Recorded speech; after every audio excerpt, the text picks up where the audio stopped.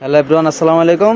আজকে আমরা আপনাদেরকে দেখাবো কিভাবে বাংলাদেশ বাফুফের যে ফুটবলের জার্সিটা কিভাবে আমরা জার্সিটাতে নাম্বার প্রিন্ট করি।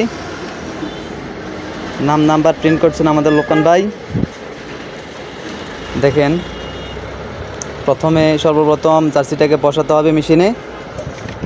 তারপরে মেশিনে টেম্পারেচার নির্দিষ্ট হওয়ার পরে যে লেখাটা আমরা লিখবো, প্রিন্ট করব, সেই লেখাটা আমরা জার্সির উপরে দেই। এরপরে নির্দিষ্ট সময় 34 সেকেন্ড অপেক্ষা করব আমরা।